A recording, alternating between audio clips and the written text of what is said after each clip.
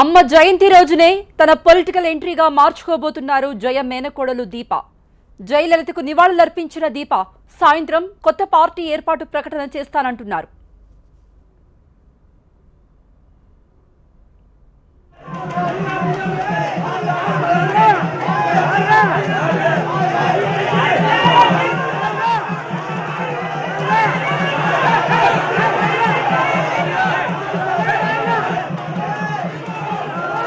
மாலை 5 மணிக்கு அதிகாரப்பூர்வமான அறிவிப்பு எங்கள் இல்லத்திலிருந்து நான் அளிக்கவிருக்கிறேன். அரசியல் பயணத்தில் தீவிர அரசியல் பயணத்தில் தொடரவில்லை.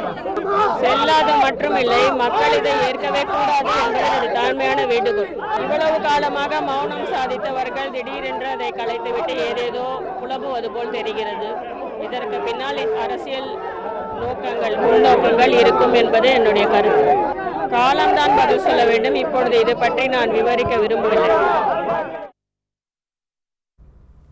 జయలలిత మరణం తర్వాత తెరపైకొచ్చిన దీప అప్పటి నుండి శశికళను తీవ్రంగా వ్యతిరేకిస్తున్నారు. అమ్మ వారసురాలిని తానే అని చెప్పుకుంటున్న దీప మరోసారి జయంతి రోజున పార్టీ ప్రకటన చేసి ప్రజల మన్ననలు పొందాలని చూస్తున్నారు. తమిళనాడులో ఉన్న రాజకీయ అస్థిరతను తనకు అనుకూలంగా మార్చుకుని అమ్మ వారసురాలుగా బలపడాలని చూస్తున్నారు దీప.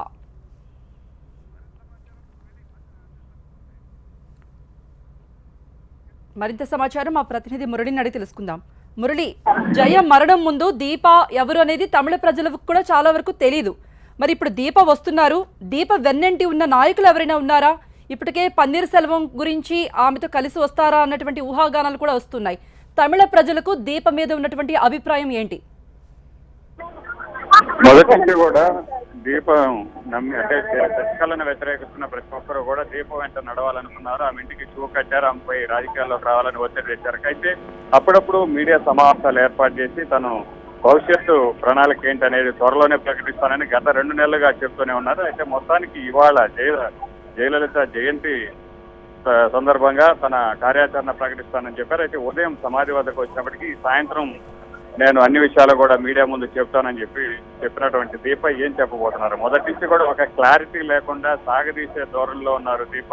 అయితే ఇప్పటికైనా సరే ఒక డెసిషన్ తీసుకుని ఎన్నికల్లో పోటీకి సంబంధించి కావచ్చు, రాజకీయ పార్టీ ఏర్పాటుకు సంబంధించి చెబుతారా లేదా అన్నది మాత్రం ఇప్పటికీ కూడా చాలా మందిలో ఒక సందిగ్ధత అనేది ఉంది. ఇప్పటికే పన్నీర్ సెల్వం గత 10 రోజుల నుంచి కూడా శశికళపై తిరుగుబాటు చేసి ముందుకు వచ్చినటువంటి నేపథ్యంలో చాలా మంది కేడర్ కూడా ఆయన వైపు వెళ్లారు. శశికళ వద్దకు వచ్చిన జయలలిత వద్దకు వచ్చినటువంటి జయలలిత నుంచి ఇటు దూరమైన వారందరూ కూడా పన్నీర్ సెల్వం వెంట ఉంటుంటే దీపకు ఇటీవల కాలంలో కొంత తగ్గిందని చెప్పొచ్చు. వచ్చేటువంటి నాయకుల సంఖ్య కూడా పూర్తిగా తగ్గింది. అయితే ఈ నేపథ్యంలోనే పార్టీ ఏర్పాటుకు సంబంధించి ఇటు పన్నీర్ సెల్వం అమ్మా డిఎంకే పెడతారని ప్రచారం జరుగుతుంటే, మరోవైపు దీప రాజకీయ అరంగేట్రానికి సంబంధించి ఎటువంటి నిర్ణయం తీసుకోబోతారనేది కొంత స్పష్టత లేనప్పటికీ ఇవాళ ఏం చెప్పబోతున్నారు అనేది కొంత ఆసక్తికరంగా మారినటువంటి అంశం. ఇప్పటికే జయలలిత వారసులుగా ఎవరుండాలనే అంశంపై 2 రోజులుగా జరుగుతున్నటువంటి వివాదం అయితే ఉందో, ఇన్ని రోజుల పాటు కూడా మౌనంగా ఉన్నటువంటి జయ మేనల్లుడు దీపక్ నిన్న ఒకసారిగా మీడియా ముందుకు రావడం, శశికళ కుటుంబ సభ్యుల నాయకత్వాన్ని మేము వ్యతిరేకిస్తాం, అలాగే జయలలిత ఆస్తులకు మేమే వారసులు అంటూ చేసినటువంటి వ్యాఖ్యలు ఇవాళ ఉదయం దీప దానికి కౌంటర్ ఇచ్చే ప్రయత్నం చేశారు. ఇన్ని రోజులు మౌనంగా ఉన్నటువంటి దీపక్ ఇప్పుడు మాట్లాడటం వెనక ఏదో రాజకీయ దురుద్దేశం ఉందనేటువంటి వ్యాఖ్యలు. వీరిద్దరి మధ్య ఉన్నటువంటి కొంత గ్యాప్ ఇప్పటికీ కూడా కనబడుతోంది. దీన్ని జయలలిత అభిమానులు కావచ్చు, పార్టీలో ఉన్నటువంటి క్యాడర్ ఏ విధంగా తీసుకోబోతున్నారు? వీళ్ళిద్దరి కుమ్ములాటలతో పార్టీకి మేలు జరుగుతుందా లేదా ఇంకా నష్టం జరుగుతుందా అన్నటువంటి విషయాలు కూడా పరిగణలో తీసుకునేటువంటి అవకాశం ఉంది. మొత్తానికి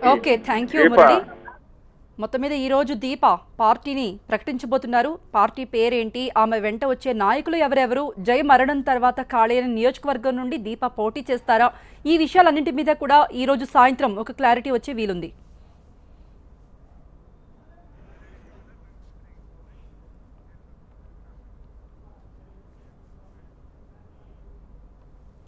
జయలలిత 69వ జయంతి వేడుకలు తమిళనాడులో ఘనంగా జరుగుతున్నాయి.